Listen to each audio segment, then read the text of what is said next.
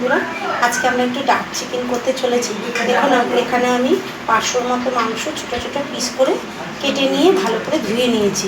ডাবের জলটা আমি রেখে দিয়েছি এবং এখানে দেখুন ডাব বলতে লাভা নারকেলটা যে আছে ভেতরে, সেই লাভা নারকেলগুলো আমি মিক্সিতে ভালো করে পেস্ট করে নেব।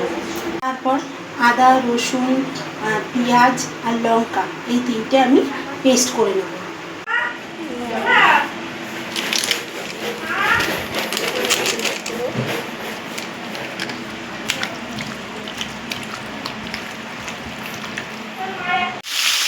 মাংসটাকে আমরা নুন এবং গোলমরিচ গুঁড়ো মাখিয়ে কিছুক্ষণ রেখে দিয়ে এটাকে আমরা ভেজে নেব। ঢাকা দিয়ে মিডিয়াম আঁচে রেখে ভেজে নেব। আমার মাংসগুলো এরকমভাবে ভাজা হয়ে গেছে, অর্থাৎ বাদটা সিদ্ধ হয়ে গেছে ঢাকা দিয়ে দিয়ে। এবার আমি এটাকে নামিয়ে নেব। কড়াই গরম করে এর মধ্যে আমি তেলটা দিয়ে মশলাটা আমি হালকা করে একটু কষিয়ে তারপরে আমি এটা ডাবের মধ্যে ঢুকিয়ে দেব। তার আগে দিয়ে দেবো তেলের মধ্যে টমেটো কুচি।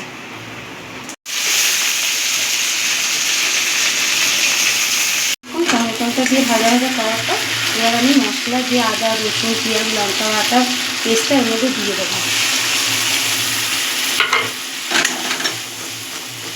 মশলাটা আমি একটু কষিয়ে না নিলে হয়তো কাঁচা মশলা গন্ধ ছাড়তে পারে, তাই আমি একটু মশলাটা কষিয়ে নিচ্ছি।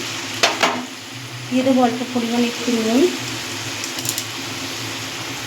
একটু চিনি আর একটু হলুদ।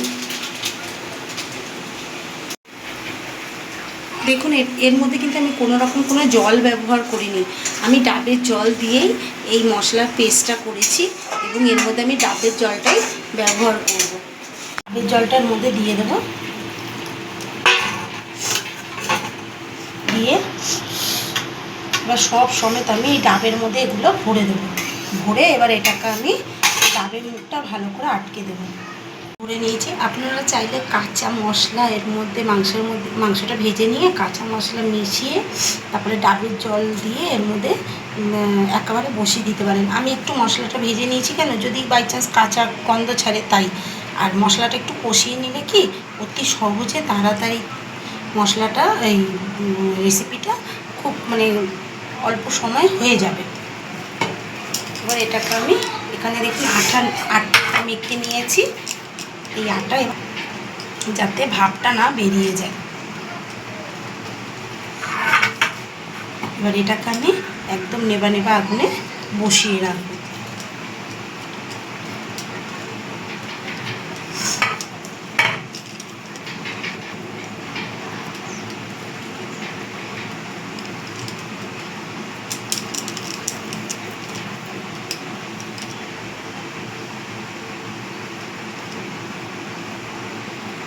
আমি মুখটা ভালো করে মুড়ে দিয়েছি।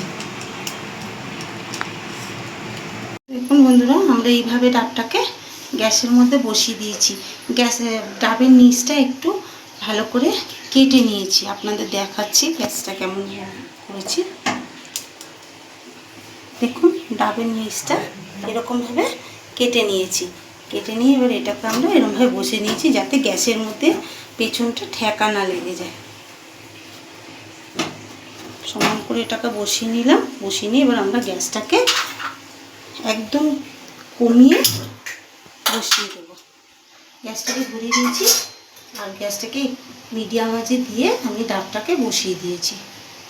দেখুন ঢাকনাটা আস্তে করে তুলে নিয়েছি।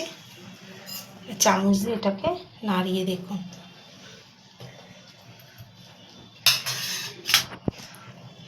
ঢেলে নেব।